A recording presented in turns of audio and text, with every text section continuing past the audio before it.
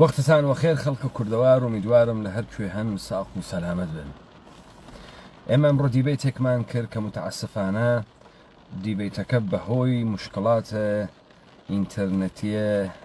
دیڤایسەکەی ترە منەوە پاک بووە و من فریزم کرد لە ئاخرە دیبەیتەکە و نەیشم زانی کە ئەسڵان خواحافیزی کردیا یانە. مەجای ئەوەی پێم نەدا کە ئاپشنە شێرکردن و هێشتنەوەی هەڵبگرم و دیبەیتەکە پەڕیوە لە دەستچوو. بۆیە من سەر لە نوێ مەجبورم هەمان دیبەیت لە هەمان غاڵبە ئەلبەتەمکانی هەست بە زوانێکی ترۆ بکرێت. بۆ خاترەوەی ئەم دیبەیتانە ئێمە حەفزیات نییە. ئەگەر حەفزیات وایە خۆب قابل تکرار بوو، بەڵام تقریبان لەسەر هەمان سەبک و سیاق و شکۆ قرارە کە ئێمە دیبەیتە ئاخێزە دەوڵەتی دەست پێ بکەینەوە و ئەم دیبەیتانە ئێدامە بدەین. بزانن پێشووتر من بێژم ئاخێزە دەوڵەتی یعنی دەوڵەت بە معنای کۆکردنەوەی هێزە کۆمەڵ. تماشا بکەن یعنی ئەنچێ کە پێی ئێژن کۆلەکتیڤ یا کۆلەکتیڤ پاوەر. معنای ئێمە لە ئاخێزە دەوڵەتی و مەفهومە ئێمە و هەدەفە ئێمە هەمان کۆلەکتیڤ پاوەرە، یعنی بتوانێت هێزە جەمعی دروستکات. هێزە جەمعیە کە بە گوێرەیە تاریخی کە بە ئێمە گزارش ئەدرێت لە مەسائلێکی جۆرا و جۆرۆ تێتە دەرەوە کە من ئەمڕۆ محاولە ئەەکەم تا ئەوەی کە بتوانم بە وردی ئاماژیان پێ بکەم. بزانن تەیە ساڵانە ڕابردوو ئاخێز بە بڕێ مەراحل و دەورانە تێپەڕی و ئێمە وەختی ئاخێزە کوردەوارە سەر بە خۆمان هاورد و وتمان جەهان کڵەپسی کردگە، جەهان لە ئینقیادە مطلقێکە، دەورانە ئێمە دەورانە تایبەتێکە. قەرنە 21م قەرنێک کە بە شعارەکانە نێئۆلیبرالیزمە ئیقتصادی و لیبرالیزمە سیاسی دەستی پێ کرد و بە شعارە جەهانە بازاڕی و جەهانە مارکەتی و یونیڤرساڵ دەستی پێ کرد. دووچارە قەیرانە گەورە بووگە، دووچارە قەیرانە گەورەیەک کە ئێمەمانانێک کە لە دنیای غەرب زندگی ئەکەین، لە ژیان ئیجتیماعی دنیای غەرب ئەکۆڵینەوە و ئێمەیش چارە نووسمان بەسیاگەسۆ بە خەڵکە لەندەن و خەڵکە واشنگتۆن تەماشا ئەکەین کە ئینسانە غەربی لە کامە عەدەمە قەتعیەتا خەریکە زندگیەکە، لە کامە بێ ئاسۆییە خەریکە زندگیەکە. ئێمە تەیە ساڵانە ڕابردوو حەملەیەکی بێپایانمان کرد بە کەرەکتەرهایەک کە لە ناوە ئێمە دروست بوو. ئێمە تەسویرێکمان لە ئینسانە کوردی ئێدادا و لە کناریە ئەوەی کە ئمڕۆ مەوجودە و ئێمەمانانێکین و کەسانێکین کە لە سەرزەمینە کوردەوارە ژیان ئەکەین، لەو ماهیەتە وجودیە لەو کارکردە وجودی خۆمان دوورۆ کەوتگینەوە. دیبێتەکان ئاخێز کوردەوارە سەربەخۆ ئەگەر حەملەی کرد، حەملەی بە ئەفراد نەکرد، حەملەی بە ئێوە نەکرد، حەملەی بە ئەو ئێوە کردووە دەستکردە نظامە سوڵتەس، نە ئەو خولوسەی کە ئێوە هەن، نە ئەو شتانەی کە لە نەستە ئێوە مەوجودە. بۆیە ئاخێزە کوردەوارە سەربەخۆ لە دیبەیتەکانە ئاخێزیە تێتە سەر مەسائلێکی تر، تێتە سەر دەورانێکی تر، دەورانێک بۆ ئێوە بەحسەکە کە بۆ ئاخێزە کوردەوارە سەربەخۆ پێی وابوو سەرزەمینە کوردەوار و ئینسانە کوردی ئاخرین شۆڕشی بەشەری هابەدەسۆ و ئەمەی کە هاوردگێسی ئاخرین شۆڕشە و بۆچی ئێمە هەستە بەو ڕەساڵەتە تاریخی ئەکەین و فکر ئەکەین ئەم تەبیعەتە ئێمەی هەڵگرتبوو بۆ ئەم دەورانە تا ئەم دەورانە ئینسانە کوردی بۆ جارێکی تر بتوانێت ڕۆڵ و نەقشی خۆی لە جەهانە بازی بکات. کەواتە ئەگەر دیبەیتهای پێشووتر ئێوە دیتان ئەتابی تیابوو، ئەگەر دیتان حەملەی تیابوو، حەملە نەبوو بەو ئینسانە واقعیەی کە ئەبێت هەبێت، حملە بوو بەوەی کە دروستیان کردگە حملە بوو بەوەی کە لە ژێرە بەرنامەی جۆرا و جۆر و اتفاقی کە کردگیانە ئینسانی وایان بە وجود هاوردگە کورتە گوزارشێ بدەم لە دنیای غەربێ کە تا بزانی ئینسانە سەر لێشێواوە غەربی چی پێهاتکە ئینسانە سەر لێشێواوە غەربی کە ئێوە تەیی قەرنە 21 لە ئیبتدای دەستپێکە قەرنە 21 هەنێ اتفاقاتە بێنن ئێوە لە هەمان قەرنە ولم قرنيك إما بحسيكين كالجير شعار نيوليبراليزم اقتصادي وسياسي والشعار بازار جهاني وماركتينج دستان بيكرد لقل تناقضاتي قورة لم دنيا روبر أمانة هاتن للحاظ سياسي وسنوركان لابوان هاتن للحاظ اقتصادي وسنوركان لابوان أما حيج سنوركان لا نوريا بلكو سنوركان يك لدوا يك دسي بيكردو مثال آغاي دونالد ترامب للإيالات المتحدة أمريكا تيت وادعاء أكاد بو حل كردن معزلة كارجرة شرمجة أمريكاي إيش سنور بكيشي لنيوان سنور أمريكا ومكسيك شرمجة بريطانياي وتي عزوية الاتحادية أوروبا بوغا سهوي بيكارية إيما سرزمين إيما للروالة بريطانياي درهاتك وبريطانيا إتر عزمتكي سابقي نية وشو دنجي دابا بريكزيت وبريطانيا الاتحادية أوروبا هاتا درو دور مرون بغداد لبغداد بايتخت إراقا لبغداد آزاد كرياغا لبريت بوغا توسط ارتش ايالات المتحدة امريكا لبغداد كقرار بدواي روخان حكومة ديكتاتور صدام حسين عراق دروازكاني بروي جهانة وبكريتوا ببيت بهاو بيمانكي جهاني بو بلوك غرب وبو بلوك نيوليبراليزم بلام لناو الدل بغا زون الصوزيان تعريف كردو يعني زونك كديواريان كشالنا والدل الشار وزون الصوز بغايان جيكي كردو لما بقي مردم بغا كواتا اويلنا وزون الصوز ابو جانو مالو وجودي باريس راو بلام اويل الدروي زون الصوز ابو هرچيكي بسرتي بابا سليبيت اما ببيچواني شعار كان داستان جلوباليزيشن داستان قدرة جهانية كبو كأمانة هاتن ووتيان كبايان تاريخه هاتيان وتيان تواو هاتن وتيان ايما بو هدف قورمانا كدروس كردن جهاني كي جلوبال بو جيشتين والله ما وحيش وغنت عندي سردمداران و دستندركاران بريطانيا سردمداران و دستندركاران ايالات متحدة امريكا رو بخلقي بريطانيا رو بخلقي امريكا بيجن اويك امرو كار لأيوة خريكة اوات سيليكون فاليا اويك امرو بر اقريد بويك ايوة كاركانتان بمينيت روباتيك بونه كار وهات نكاية هوش مصنوعية كاكي جان تو سنورة كيشيل لمكزيكوا تو بريكزيت اكيل اتحادية اوروباتي تدروا بلام اكثرية كاركان ككارجر شرمجة انجليسي وامريكاي بي مشغول بو امرو روبوت اتواني بيكات امرو بلاتفورم كان جهانا اي تي اتوانا بيكان وأصولاً كاورايتي شرمجة بريطانيا يا أمريكاي آمادگينيا كبتواني لم بازار جديدة شركت بك لجيرنا وأمام بو دنياي غرب وبو بشر غربي مشكلات جهانية اندروس كردك مشكلات جهانية لجيرنا وكلايمت تشينج قرانا أو هوا كنبون لاي أوزون اكولوجي خليك أكويت خطرو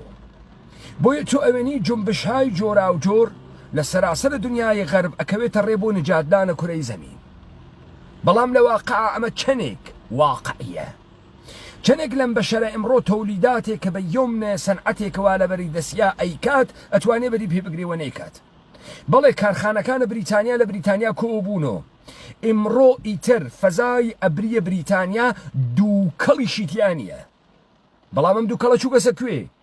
چووکەسە سنگاپور چووکەسە مالەزی چووکەسە چین چووکەسە هندوستان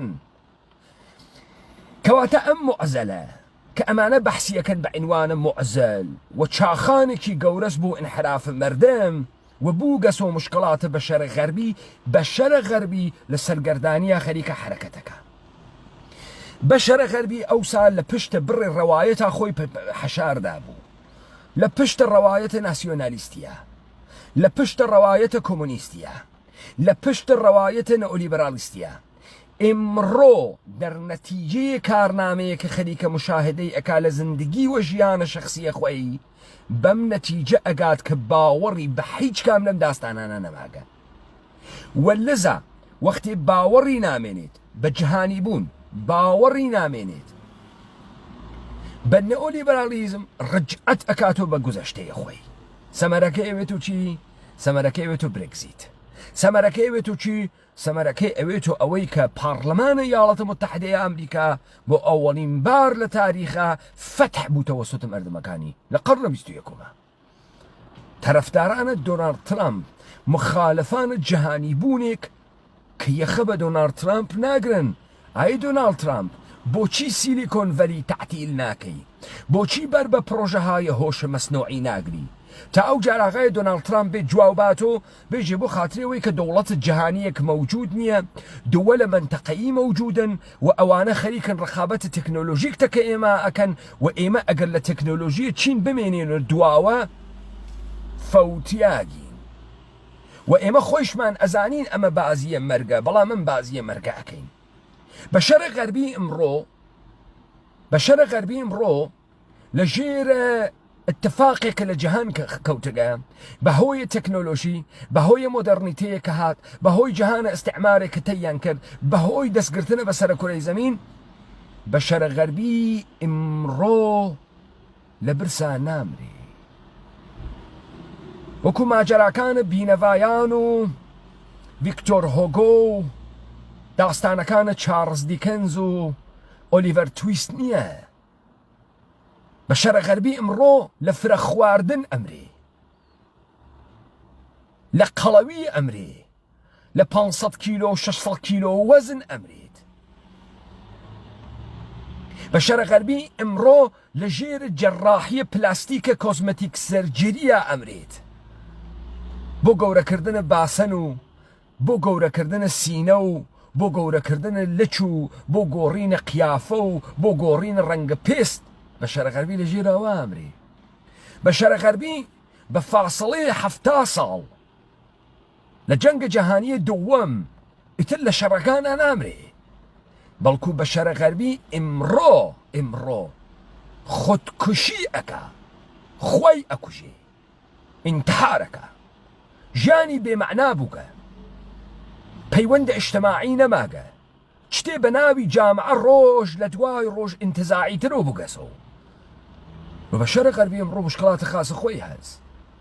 بە شەرق غەربی تر ناتوانێت خۆی کۆکاتەوە بە شەرق غەربی لە ژێرە شعارە جۆرا و جۆرەکانە داڕشتنە زندگیە مۆدەرنە هەر لە سندیکا و سنف و ئیجتیماعاتە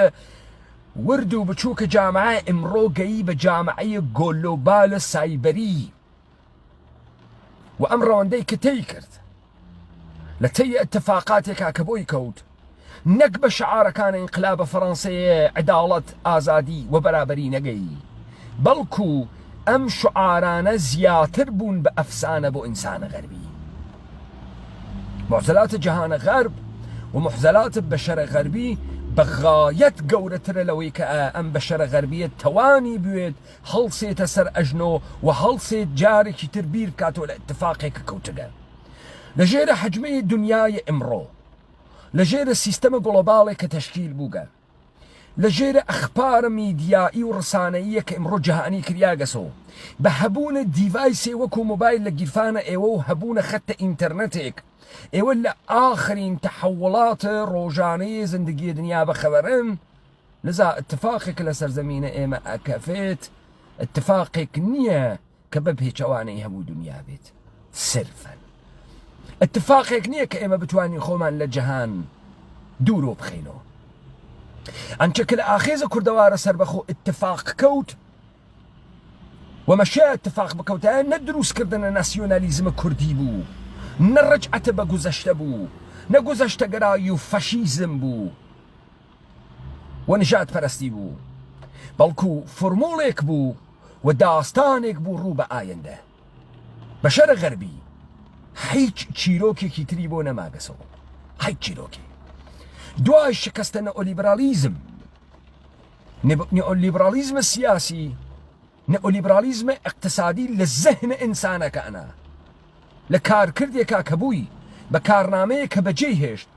باوەڕە ئینسانە غەربی بە داستانە نئۆلیبرالیزم و جەهانی بوون نەماگە لە کاتێکا کە تەمامە معزەلاتیشی جەهانی بوو بەسەوە لە کاتێکا کە هەرچی شتێسی جەهانی بوو بەسەوە و بە شەرە غەربی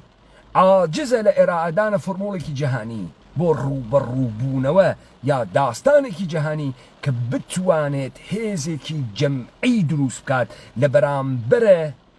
ئەم بێڕەوایەتیە بۆیە بە شەرە چەرمەگە غەربی ڕجعەت ئەکاتەوە بە گوزەشتەیە بە ناوی ناسیۆنالیزم ناسیۆنالیزمێک کە پاسۆخ ناداتۆیتر جواو ناداتۆ ئیتر دۆنالد ترامپ دیوارە بینە مەکزیک و ئەمریکا ئاکێشێت بەڵام ناتوانێت ڕۆبۆت لە کار بخە ناتوانێت ئۆلگۆریتم لە کار بخە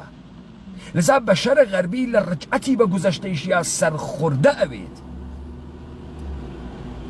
و ناتوانێت بە ناسیۆنالیزم یا شعاری ئاغای دۆنالد ترامپ کەوتی کشوەرە قودرەتمەندە ئەمریکا قودرەتمەندترۆ ئیشی بکەینەوە بیگەڕێنینەوە دەورانە قودرەتە شکۆی ئیاڵەتە متحدەی ئەمریکا کەسیش نەیپرسی کامە دەورە کامە شکۆ کە تۆ گەرەکتە قەویترین دەوڵەتە دنیا بگەڕێنیتەوە دەورانە قودرەتە خۆی ئاخێزە کوردەوارە سەربەخۆ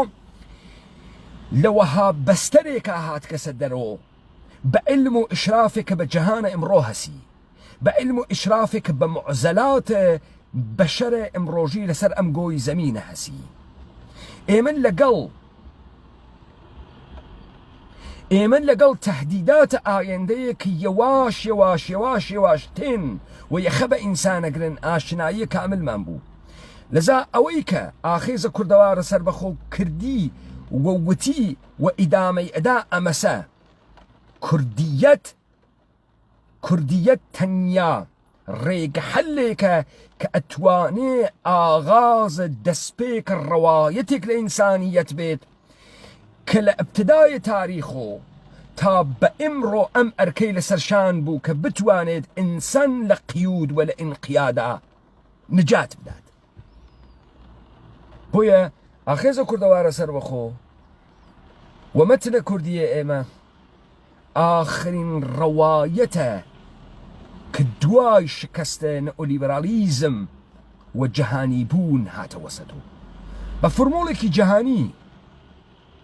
بە ئینسانێک کە ئێشێت لە بەندە ئینقیادا دەربێت و ئاغاز ئەم دەستپێکە لە سەرزەمینە مقدسە کوردەوارە ڕۆڵە ئەمەیشە بە ئەستۆی ئینسانە کوردیە کە ئەتوانێ ئەم حرەکەتە تەشەنەی جەهانی بستێنێ لە بەرامبەر تەمامە مەسائلێکا کە تەرح بووگە ئەوەی اتفاق کەوت کە لە سەرزەمینە کوردەوار کەڵەکەبوونە تەمامە پلانەکانە نظامە سوڵتەس بە تاقیکردنەوە لەسەر ڕەهاتەرین بەشە ئینسانی ئەم گۆی زەمینە کە سەرزەمینە کوردەوار و ئومەتە کوردی بێت و هەم ئومەتەسە کە ئێشێ قیام بکات هەر ئەم ئومەتەسە کە ئێشێ لە ژێرە ئەم ڕەوایەتە قودرەتە جەهانی خۆی دروست کات ئەمە ئەو داستانەسە کە لە ئاخێزە کوردەوارە سەربەخوا اتفاق کەوت و ئێمە دەستمان پێکرد بەوەی کە تعریفی بکەینەوە ڕەوایەت و فینکشنەکانە جەهانە ئینقیاد چه شکلی بوو ئەگەر ئێمە حملەمان کرد بەو کوردەی کە نییەیت تۆنیت و دروستیان کردگی بەو کوردەی کە بە بەرنامە دروست کریاگە و تۆ لە ماهیەت خۆت دوورۆ کەوتیتەوە بۆ خاتری ئەمە ئێمە تەی ساڵانە ڕابردوو قۆناغ بە قۆناغ سوچ بە سوچ لەگەڵ اتفاقاتێکا کە لە جەهان کەوتبوو هاتی دیبەیتەکانە ئێمە لەلایەنە فرە کەسێکەوە ئاماژەی پێکریاوتیان تێناگەین بۆ خاتری ئەوەی کە دیبەیتەکانە ئێمە جوابدانەوە بوو تەرحە سوعال بوو لە بەرامبەرە تەکستەکانەترا مثال ئەدەم و من ئەمە تکرارەکەمەوە ئینتەرتێکسواڵەتی پێژن تۆ گەرەکتە لە تەکستی تێبگەی ئێشێ بزانیت ئەمە جواوە کامە تەکستی داگۆ چه نسبەتێکی تەکستی ترا هەست تەبیعەتەن ئێمە لە جەهانێکا کە ئێمڕۆ زندگیەکەین واینە ژێرە ساختارێکا تەحتە ناوە ساختارە دەوڵەت ملت واینە ژێرە منەزەمەیەکا تەحتە ناوە منەزەمەی سازمانە ملل متحد واینە ژێرە سیستەمێکی سیاسیە تەحتە ناوە نێئۆلیبرالیزم لیبرالیزمە سیاسی واینە ژێرە سیستەمێکی اقتصادیە تەحتە ناوە نێئۆلیبرالیزمە بازار ئێمە خوو ڕەفتار دیبەیتەکان ئەدلە مەناسکەکان ئەمانە گرتگە ئەیوێنی بەڵام لە مقابڵە ئەمە هیچ کەسێک جواوە ئەمانەی نەداگەسەوە با من مەفهومە منزورە خۆم بگەێنم بە ئێوە بزانە من وتم لە دیبەیتەکەی پێشووتر ئاماژەم پێکرد بۆ خاترەوەی ئێوە بفەهمن حتا ئەگەر سەواتتان کەمە بفەهمن ئینتەرتێکسواڵەتی یعنی چی بزانن لەم قورعانەی کوا لە دەسە مەردما لەم مصحەفەی کوا لە دەسە مەردما کە منتەسەب بە پێغەمبەر ئیسلام و ئێژن ئەمە کەلامە خواست و ئەکسەریەتە مەردمێک کە خۆی بە موسڵمان ئەزانێت ئەمە بە کەلامە خوا ئەزانێ ڕۆژانە لە توول نوێژە ڕۆژانەی خۆیان سوورێ لە قورعان تکرارەکاتەوە قل هو الله أحد الله الصمد لم يلد ولم يولد ولم يكن له كفوا أحد إسا سؤال أم سورة قرآن لجواو كي هاتقا أم خوابو لخوي وإيجي بيج خوا يكتاسو نا أيزينو نا أزيتو سمدو يعني نسكي هسو نناو كي هسو لجواو كيس أو جوريك عوامل بكريك جيراوة نظام السلطة تحت ناو إسلام ستيزي دسيبو أوان لبرويتو زياتر كويتو داو إسلام يا جولك يا مسيحيات بجواوة بوتپرستی مكبوغان دي بوتكان منو تو أزاني موجود زينق نوغن بوتكان لدارو چيو بردو أمانة هاشياغن وإشتواني ناوكي بودانني أتواني أصلا شكل بشر نوي بس أما جواوة بوت ناداتو ئەمە جواوە خوایەکی زێنەگە داتۆ کە بەشەرێکە چون هەم لە دایک بووگە هەم ئەزێت هەم ناوکەی بووگە کەسێ ئیدعای کردگە خوایەکی وا هەست کە ئیسلام هاتکە جواوی داگەسەوە ئەژێ قل هو الله أحد الله الصمد لم يلد ولم يولد ئەمە جواوە کێی داگەسەوە ئەمە جواوە مەسیحیەتی داگەسەوە تۆ تا مەتن مەسیحیەت نەزانیت تۆ نەزانی دینە مەسیح چۆن کارەکە ڕەوایەتە کلیسایە کاتۆلیک لە تەسلیس چییە تۆ نازانی کە ئەمانە خەریکن بە ئیستلاح باتڵن نگاهە مەسیحیەت ئەکەن و لە تەسلیسە سێگانە لە سێگانە بوونە خوا ئەوێت و سێ ئەوێت و یەک پەدەر پەسەر ڕۆح القودوس پەدەر پەسەر ڕۆح القودوس كر باوك روح القدس بس لقرام مسيح إنسان كالسك الجنيق ولا بتن الجنيكات كسدرو كوقت تولى ناو الرحمة دايك تاوي إيشين ناو كربيويت تابتواني خوراك بجيان تابجي رويتو لجنيني قور بويتو زل بويتو تابقات وقت كبيت الدنيا وأميكتية الدنيا مسيحية ادعاء كاما خد خوابو عين خوابو پێغەمبەر ئیسلام جوابی ئەوی داگەسەوە ئیسا سوعالە گەورە پێغەمبەر ئیسلام بۆ جواوە مەسیحیەتە داتەوە پێغەمبەر ئیسلام بۆ جواوە مەسیحیەتە داتەوە بۆ جواوە یەهودیەت ناداتەوە پێغەمبەر ئیسلام مەسیحیەکان هیچ تەحەدایەکیان نەکرد هیچ تەحەدایەکیان پێ نەکرد ئیمپراتوریەتە ڕۆم پەلامارە عەرەبستانە سعودی نەیدا مردم عەرەبستانە سعودیش مەسیحی نەوگن تا بێژی دەوروبەرە پێغەمبەرە ئیسلام مەسیحی بووگن جواوی داگن و گەلەکی و گەل لە مەسیحی بوون بیان کاتە موسڵمان بتپەرست بووگن دێ ئەم سوورەی قورئانە کێ هاوردگەسی تو ئاواسە کە ئەفەحمیت بەم جۆرە متالعاتەسە کە ئەفەحمی داستان لە چ قەرارە تۆ ئەیدێتە بەرە پرسیار دێ پێغەمبەرە ئیسلام بۆچی ئێشێ بێت بەرامبەر بە مەسیحیەت ئەم قسە بکە لە کاتێکا کە دینە ئیسلام زیاتر شەبیهی یەهودیەتە تا مەسیحیەت بێجگە لە فێڕەقە جۆراوجۆرێک کە دروستیەکەن تحت ناوە تەکایا و سوفیگەری و ئەمانە کە شکڵە مەسیحیەتن وە لە عرفانە مەسیحی گیریاگەن بۆچی ئێشێ وای کردوێ ئەمە تۆ ئەگەیەنێ بە تەعقیبت داستانێکی تر تا بیفەهمی ئاغا گیان ئیسلام ئەندیشەی سیاسیە یا ئیسلام دینە دینێکە کە ئەندیشەی سیاسیە جزء ساختارە حکوومەتکردنە ڕەوایەتێکی مشتەرەکە تا بتوانێ هێزێکی کەورە کۆ بکات و لە ژێرە فەرماندەهیە یەک دەسەڵاتە یا ئەمە بەرنامەیە کە خوا بۆ ڕزگاریە بەشەر هەنارگەسی کامیانە ئەی مەسیحیەت چی ئیستا بابێن ئەمە بەڕەسیکەین بابێن بەڕەسیکەین بزانین ئەم سوورە لە قورئانە ئایا خوا وتکێسی یا ئەو کەسەی کە ئیسلامی دروست کردە وتکێسی ئەو کەسە ئێشی کێوێت کە ئەم سوورەیە هاوردگە پێغەمبەرە ئیسلامە یا دانەیەکی تر دەستگاهە کە بە نەفعێسی ئەمە دروست کات یەهودیەتە یا محەممەدە پێغەمبەرە ئیسلامە کامیان بزانن ئێژێ یە مەسیحێک بوو لە جۆلجۆتا دایان لە سەلیب خاخامەکانی یەهودی بە پیلاتۆس حاکمە ڕۆم وتیان ئەم کاورا بە لە سەلیب چون ئیدعا ئەکا من پادشای یەهودیانم و درۆ ئەکا درۆزنە بیدەن لە سەلیب بۆیە وەختی هاوردیان بچن فیلمە مەسائبە مەسیح تەماشا بکەن ئەوەی وا میڵ گیبسن دروستی کردگە وەختی هاوردیان بیوەن بیدەن لە سەلیب بەدەنیان چەور کرد و ڕۆن تاجێکی لە دڕکیان دروست کردیانەوە قەیسەریا خوێنە چۆڕەتە خوارۆلەی تفیان تێ کرد مەسخەرەیان کرد مەسخەرەی مەسیحیان کرد مەسیحیان برد لە جۆلجۆتا دایان لە سەلیب 400 ساڵ دوای مەرگم مەسیح 400 ساڵ دوای مەرگە مەسیح ناگەهانە ئیمپراتور کۆنستانتین ئیمان تێرێ بە مەسیحیەت وەختی ئیمان تێرێ بە مەسیحیەت تەمامە ڕۆم ئەوێتۆ مەسیحی ئیستا ڕۆم کوێز تەمامە ئوروپاس تەمامە ئوروپا تا سنوورەکانە رووسیە تەمامە شمالە ئەفریقاس تەمامە خاوەنمیانەس ئەمە ڕۆمە ئەسڵەن تۆ دینار عەرەبی واحدە پوڵە ڕۆمە دیناری خۆ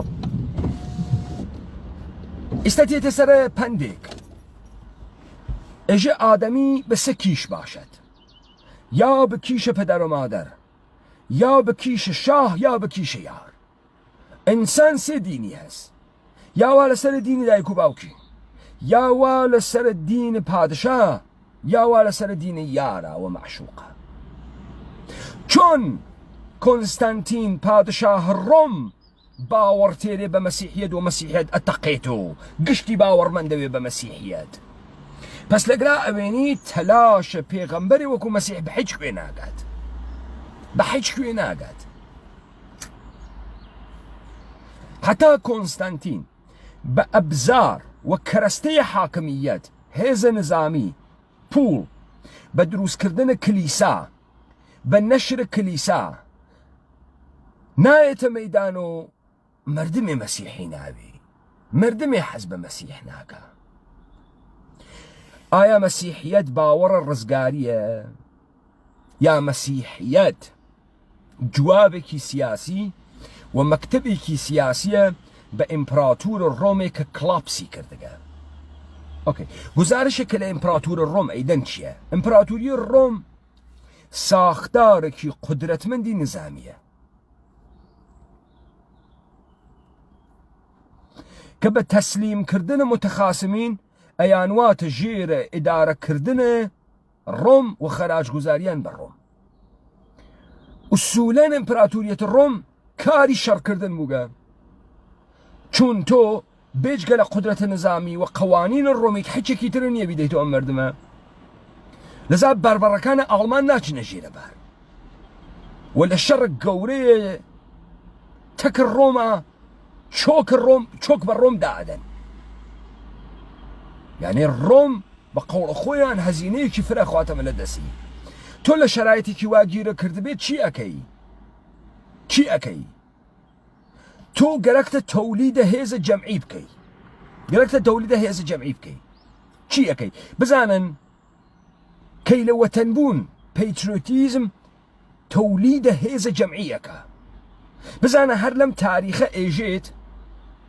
بۆچی دەوڵەتە ماد دروست بوو؟ ژێ بۆ خاتری ئەوەی کە ئاشوریانێک بوود ئەها پەلامارە ئەمانەی ئەدا سەروەت و سامانەکانی ئەورد، ئەمانیشە ئیتر تەحەمولیان نەما یەکیان گرت لە بەرامبەر دوژمنە. خەڵکە ڕۆم بە چی ئێشێ یەک بگرێت تا لە ژێرە ئێرادەی دەسەر ڕۆما بمێنێتەوە؟ ئللا ئەوەی کە یەک باوەڕە مشتەرکی بێت،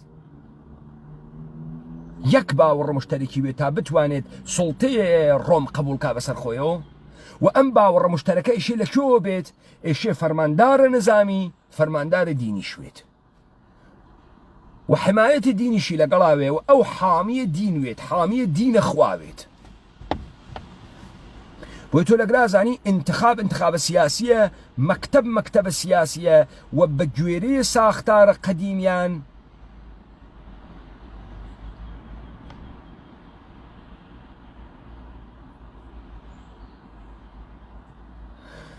و بە گوێرەی ساختارە قەدیمیان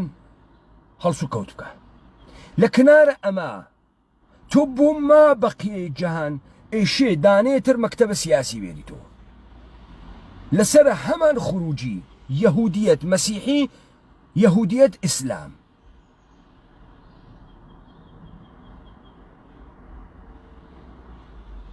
هیچ کەسێک نایژێت مصر، سووریا، فلسطین، الجزائر، تونس، مراکش و لیبی چۆن مسلمان بوو؟ هیچ کەس نایژێ مەگەر ئەمانە لە ژێرە دەست ئیمپراتوریە ڕۆمانە بوون. دەی تۆ وەختی حملە کردگە بەگرا یانێ بە ئیمپراتوریەتە ڕۆم حملە کردگە. چۆن تۆ لە فەتح ئێرانە تەواریخ متعددە هەز بەحسە عەزەمەتە شەڕە جەلەولا و قادسیە و نهاوەندە بۆ ئەکا و لە بەرامبەر یا تعریفەکاتەوە لە ساختارە پڕتۆمتراق دەوڵەتە فارسیە ساسانی. ئەی چۆن نایژێت ئەم خەڵکە ئەلجەزایرە چ بوون؟ مەسیحی بوون؟ دەی ئەگەر مەسیحی بوون چۆن بوونەوە مسلمان؟ دەی ئەگەر مەسیحی بوون پاپای ڤاتیکان و ئیمپراتور ڕۆم بۆ نایەت نجاتیان بات؟ چی بوون؟ چۆن تەمامە ئەم ئوروپا کە ڕۆم بوو تەبدیل بوو بە مەسیحی؟ چۆن لە ژێرە دڵم مسرە ئەتیۆپیەک هەس حەبەشەیەک هەس کە مەسیحیە؟ کێ مەسیحی کردگە؟ ئەگەر ئەتیۆپی مەسیحیە ئێشێ مسر و لیبی و لوبنان و سووریا و فلس گشتی مەسیحی وێ،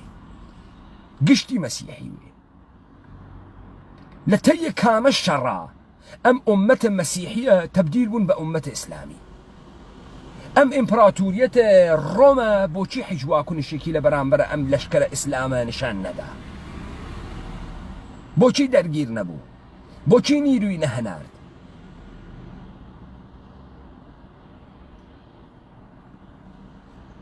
ئەمە ئەو بەشە سەوا جواو نادرێت.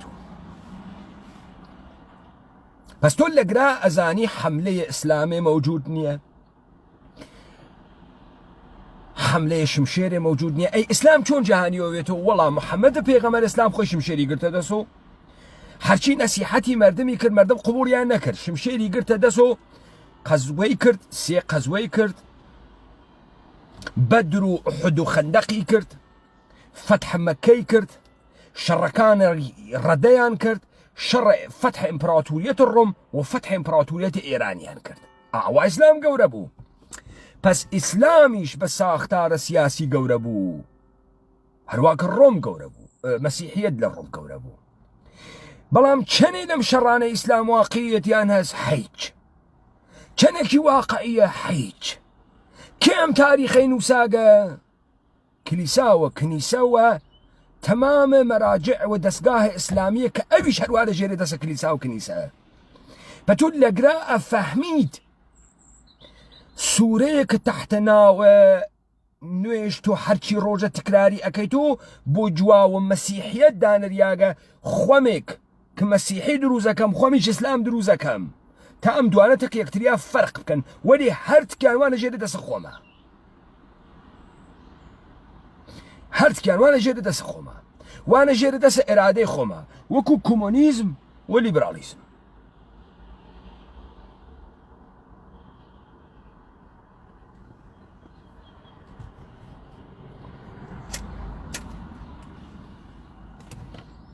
کێ ئەم کارەکە ساختارە دەسەڵات ئەم کارەکە تو لەکوێ بەمە پێی ئەوەی بەم سوالانە کە لە خۆتی ئەەکەی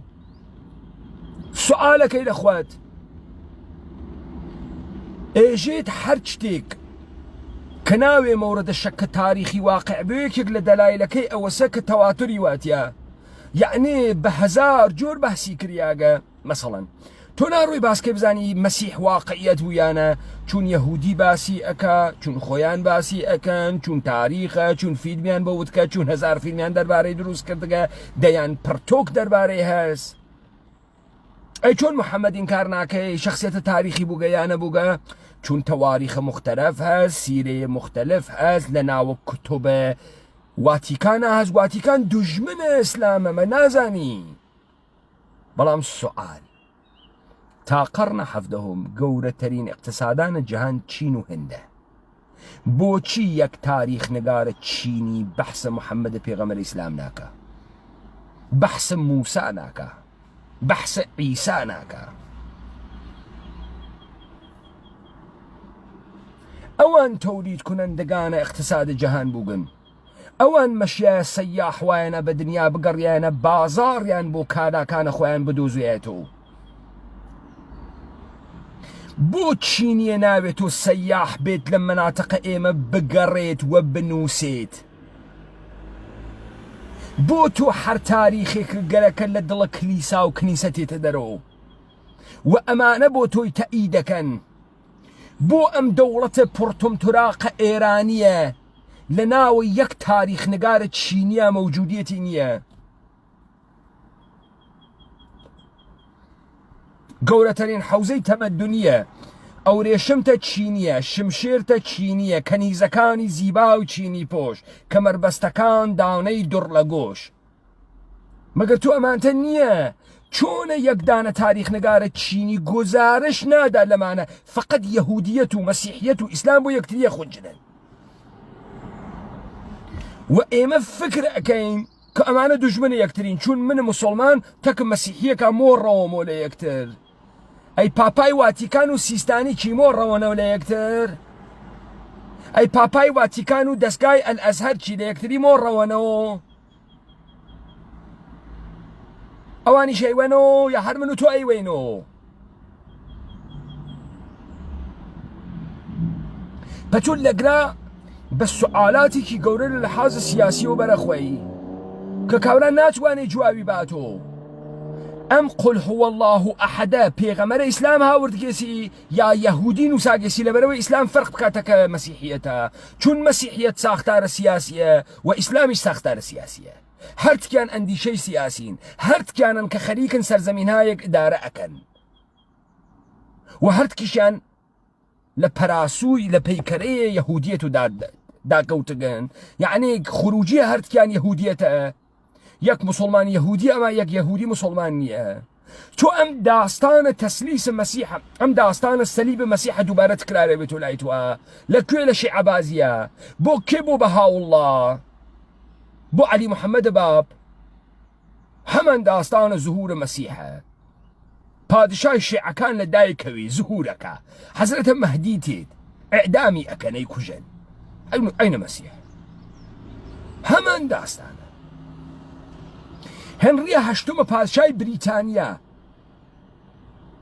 مەسیحیەتە کاتۆلیک ئیجازە نادا تۆ ژنە تەلاق بەی یەک ئەزدواجەکەی سێ ئەزدواجەکە بۆ ئەزدواجە سەوەمی مخالفەتی تەکاکەن ئێژێ کلیسای کاتۆلیک غەڵەتی کرد لە قەڕە چواردەهەموو غەڵەتی کرد من خۆم ڕئیسە کلیسام لذا فرقەیەک دروست هەیە بە ناوی ئەنگلۆکان مەسیحیەتە ئینگلیسی فەرقەکە بۆیە مەلەکەی بریتانیا مەلەکە ئەلیزابێت ڕئیسە کلیسای بریتانیاست ڕئیسە کلیسای بریتانیاست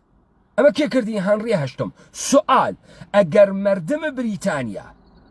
معتەقدانە مەسیحیە کاتۆلیک بوون چۆن یەک نەفەر بەناوە پادشا ئەگۆڕێت تەواو مردم ئەگۆڕێ بۆ ئەگۆڕێ دەی مەگەر ئەم مردمە معتەقد نیەن مەگەر بە شوێنە ڕستگاریان نەچووگن ئەم ئاغایە هەنری هەشتمە چۆن موفقەوێ ئەمانە بگەڕێنێتەوە لەم مەسیرە چۆن لە ئەعتقاداتە خۆیان ئەتوانن دەست پێشن چۆن ئەتوانن پشتکەنە مەقامە مقدسە پاپا تۆ لەگرا خۆیتە ئەبزارە سیاسی ئەبزار ساختار دین کلیسا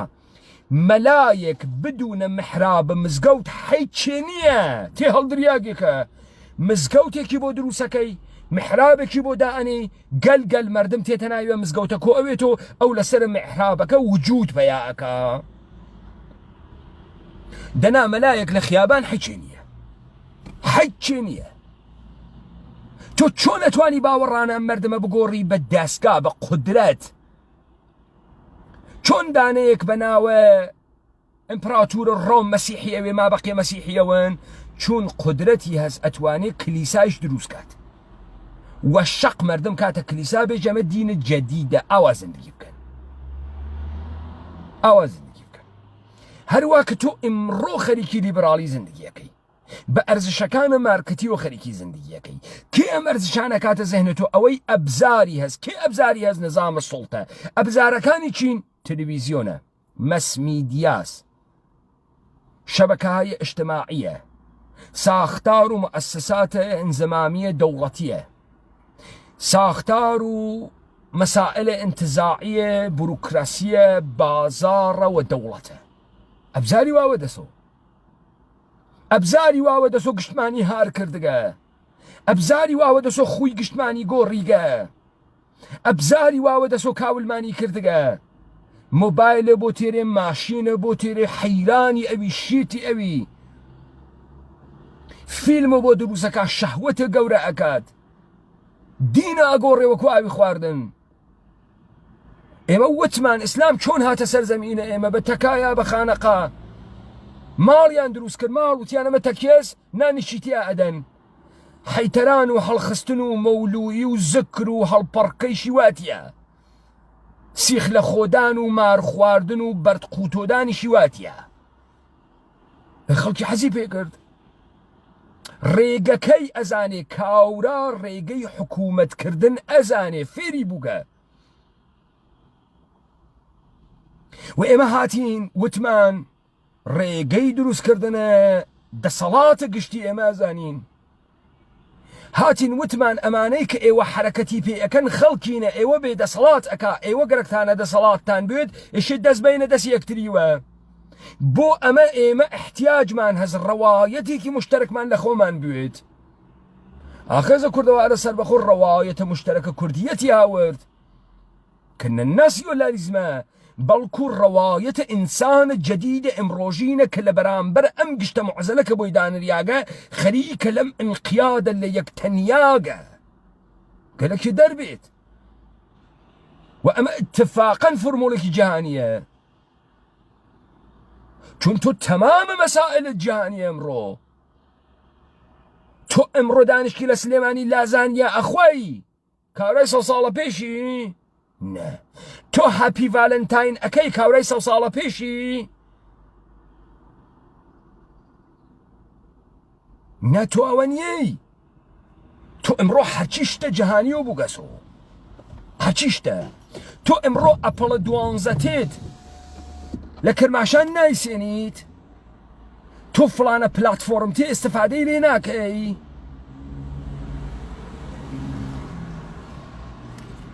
بڕوبەڕووبوونەوە چەکە مشکڵێکا کە ئێمەمانان بە شەریەت و بە تایبەتی ئینسانە کوردی هەسیێژە چکامە فۆرموڵە بوێ فقط منتەقەیی یا تەمامە معزەلاتێک ئەمڕۆ بەسەرە تۆ هاتکە معزەلاتێکی جیهانیە بەڵام بە گوێرەی هەر جوغرافیا شدەت و حدەتی کەمتر و فرەترە.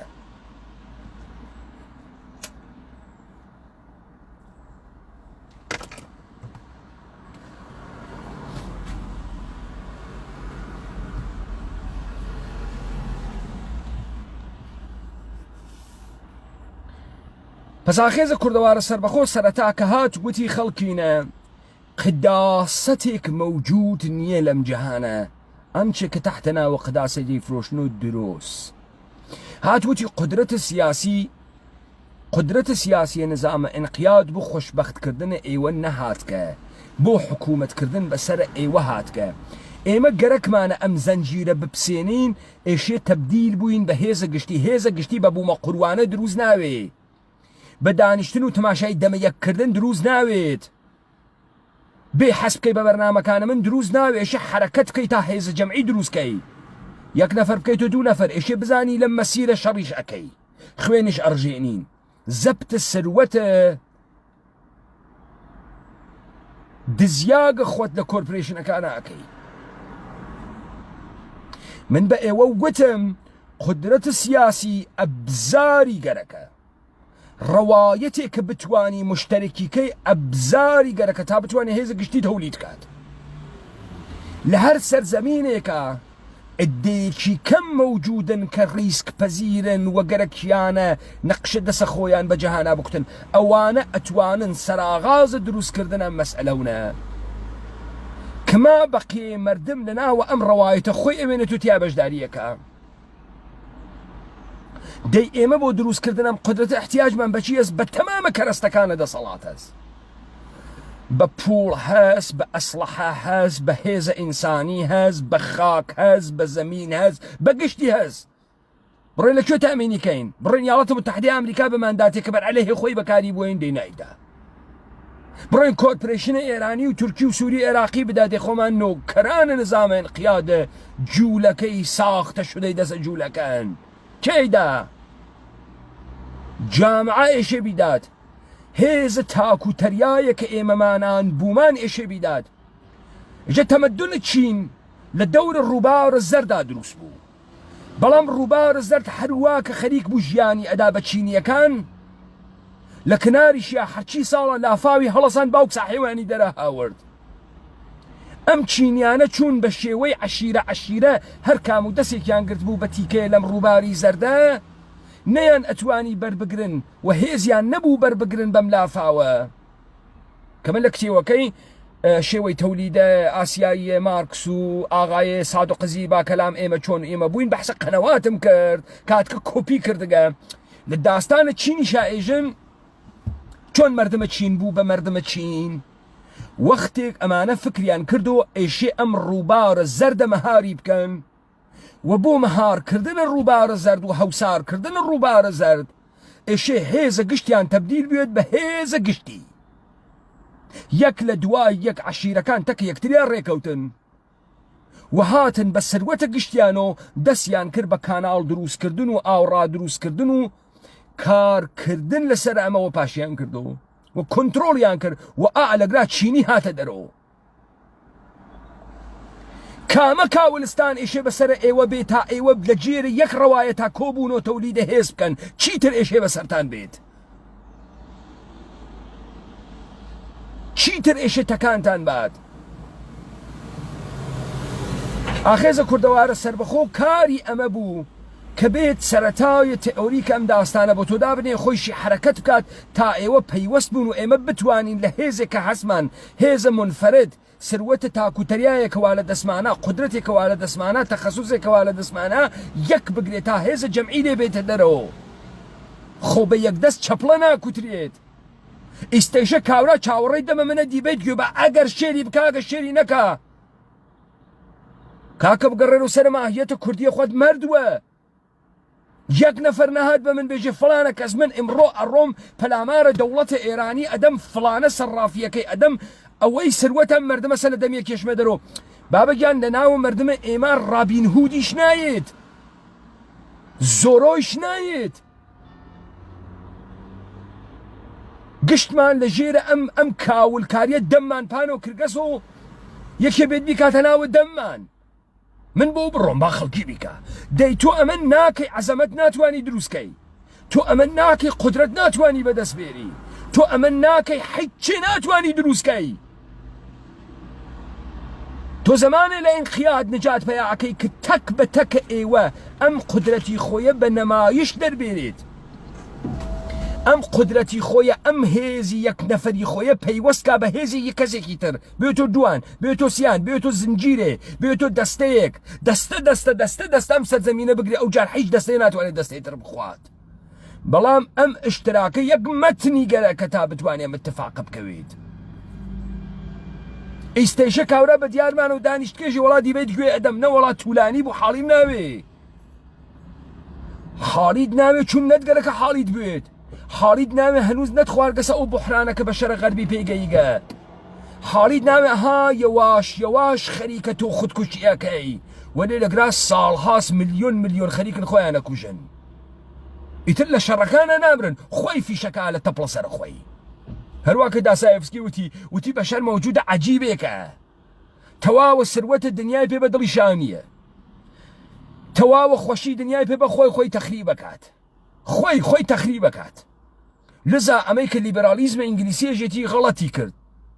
ئینسان بە شوێنە مەنافعیان ناچێت ئینسان مەوجودێک نییە کە بە فۆرمۆر تۆ بێی دەستەبەندی بکەی دەستەبەندی ناوێت بۆیە ئەمڕۆ بە شەرە غەربی لە برسیان نامرێ لە فرە خواردن نەمرێت بە شەرە غەربی لە مەیدانە شەڕان نامرێ خۆی فیشەکەنێتە تەپڵە ناو چاوانە خۆی یەکوژێت بە ماوەدە مخەدر خۆی یەکوژێت کێ وای پێکردگە کێ لە هەرچی فعالیەت دروسە ئینسانیە خستی لە ماهیەت خستی لە وجود خۆی خستی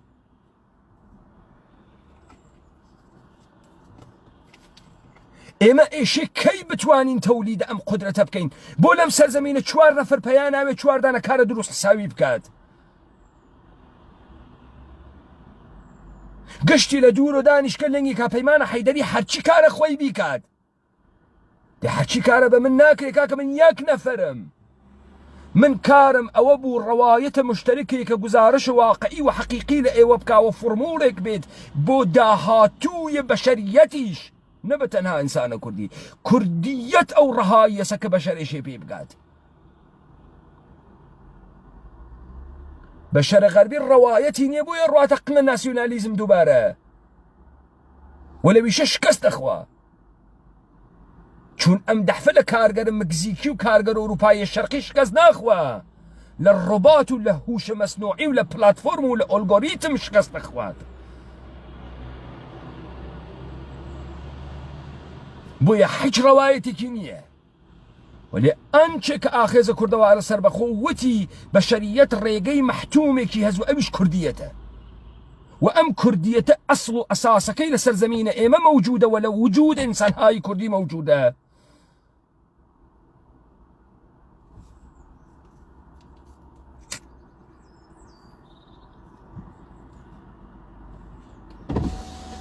کاورای کاول گەرەکێ بە فۆرمۆڵە ناسیۆنالیزم بچێ بە شەڕە جەهانە ئەمڕۆ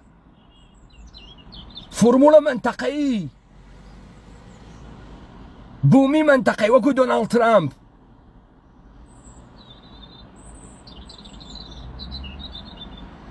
وەکو حزبە دەسەڵاسیەکانە بریتانیا ئوروپا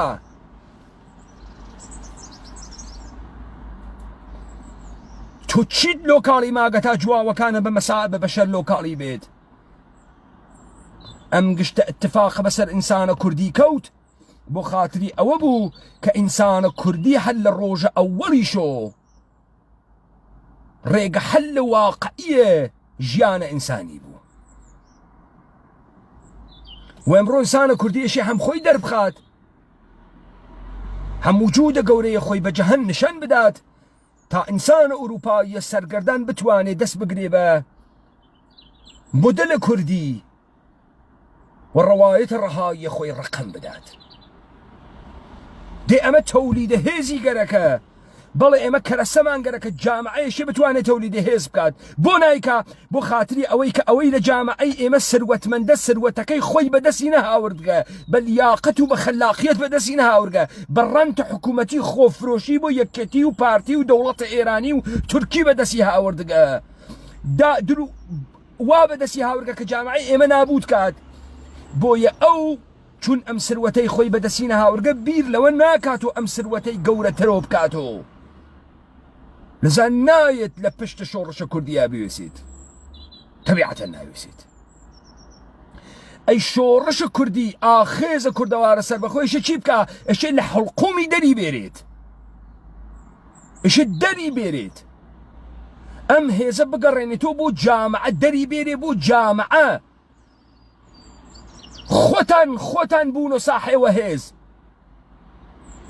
وەختی گشتتان قدرەتمەندون کەستان ناتوانێ ئەوتان بە بەردەگی بکێشێت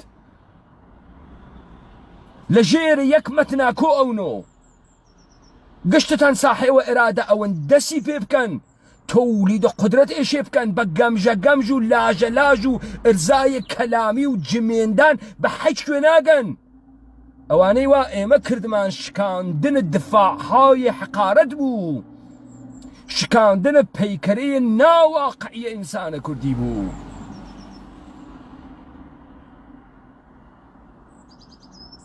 بویە ئەمە ئاستین هەڵدانەوەی گەرەکە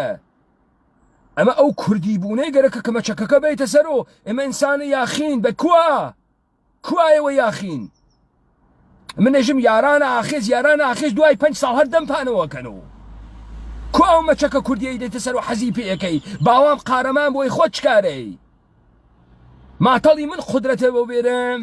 بڕۆمە سوال ئەمریکا لە کاخە سەفید و دۆلارە بۆ بێرم تا تۆ ئەسلحەی پێ بسێنی تا تۆ خۆتی پێسازماندی بکەی ئەی کەی خۆت تەکانە دەی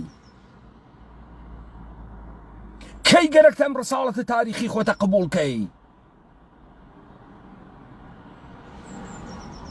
وێسیاگی وەکو جاران و ئەربابە یەهودی بە خەتیە کرد لە ژێرە ناوە حزب و ئەساس نامە و ئەسلحەی پێتەدا و چەکی پێتەدا و ئاوا بێ نانێ بخۆی فاسۆلیای فیشەکێکیش بتەقێنی ئەو پیاگەنیت خۆت دەسەڵات دروستکەی ئەکەی گەرەکتە تەکان بخۆی نافەهمم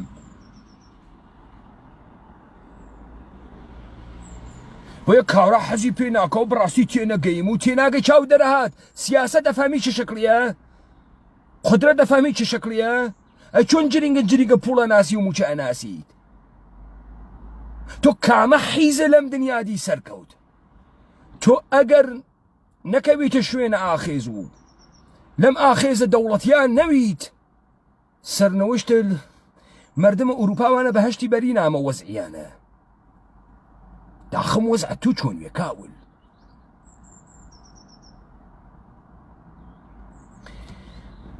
بۆیە ئەوەی کە ئێمە خەریکین بەحسی ئەەکەین و ئەوەی کە ئەیبینە بەرەو سرفەن فەلسەفیدەن و لاژەلاژ و قسەکردن و تەخلیەکردنە خۆمان و دڵمان داکوڵێت و عادەتیانە لە حەلیمە ئەژێدا دووخوا دوو قسەیان پێ بکە با دڵمان داکوڵێتەوە دامرکێتەوە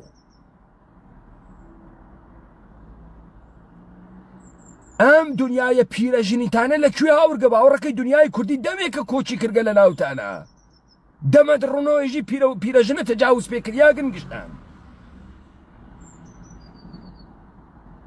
گەرەکتە تەولیدە هێزکەی ئەوە تەولیدە هێز مەتنە گەرەکە مەتنت مەتن مەوجودە مەچەکە بەسەر پیاگوە تەولیدە هێزکە نەفەرێ بکەوە دوان بڕۆن کار بکەن خەلاقیەتان بێ هێز ئەجتماعی تەولیدکەن گەرەکە نییە کڵاو بچێتە سەرە قودرەتە بێ کەس کڵاو نێنێتە سەرت تۆ گەرەکتە حیزە و لە دوورەوە بوێسی کاورە ڕعایەتیشی بکە بۆ ڕعایەتە بکە ئەشە کوڕە خاسەوێ بۆ ئێشە کوڕە خاسەوێ گەرەکە نییە کڵاو بڕواتە سەرەوە سەرە کارەکە تۆ بێسە تۆ نەت گەرەکە کارگەرێ دزی لێ بکە لە ماڵەکەتا ئێشێ وەسەری کارەکەی وە بێسی خاص کارەکە بکە بەجێ تێز کاورە دزیەکە لە کار دزیەکە لە وەختەکەی دزیەکە لە مەساڵحەکە دزیەکە چتە خراوە بۆ دروسەکە مەگەر وانە نەتگەرەکە قودرەتەکە جارێکی تر لە دەسە دەرنەچێ مردووە مەچەکی بۆ بەسەرەوە بێخوات دروستیکە فرموڵ و گەرەک و مەشروعیەتە گەرەک و ئاگاهیت گەرەک و گەرەکت بوو بزانی چۆن ئێشێ حرەکەت بکەی کەسێ فەرمان بدا بێژێ کامە کار دروسە ئاخرین قەرانە سروەتە خۆتان لە دەسە تاڵانکەران دەربێرن حکم لەوە گەورەتر دەری بێرە ئەیوەی خەرجە خانەوادەتی یەکەی نۆشی گیانە دوێت بەڵام لە قڕ و گاوان دەری بێرە دەری بێرە قودرەت اجتماعی پێ تەولیدکە دەری بێرە 10 نەفەری پێ مسلحکە دەری بێرە جەریانی پێ بخەڕێ تاکەی پاڵە خستکە سۆتۆ من یەک نەفەرم یەک نەفەر بوومە ئار و مار لەم دنیا چارە چوار نەفەرەکەم یەک نەفەرم مەرتی کە من بەحسە هێز جەمعی ئەەکەم بەحسە دەوڵەت ئەەکەم بە جەمعیەتێک و دروست ئەکرێت چیتر ماگە من لە پشتە ئەم دووربینە نەم کردگە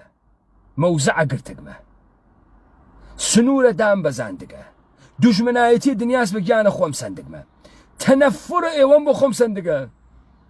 تەنەفورە ئێوە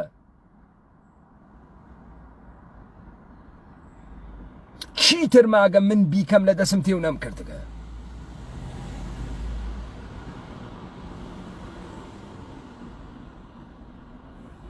بڕۆم چیکەتیکەم قودرەتیشە من بۆتان دروستکەم دێ ئەم قودرەتە پەراکەندەس لە وجودە دانە دانەی ئێوە و ئێشێ ئێوە تەولیدیکەن ئێوە یەک چتان گەرەکە یەک چت تا بتوانێ هێزی جەمعیتان لێ دروستکات یەک دانە ڕەوایەت یەک تعریف یەک چیرۆک ئێوە کێن بۆ کوێ ڕۆن چی ئەکەن لە بەرامبەری کیە و ئەوە مەوجودە لە ئاخێزە بۆ ئەوەڵین بار لە تاریخ بگن و ساحەوی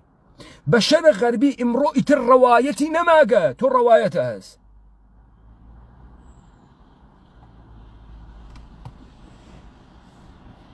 لا ئێوە خۆش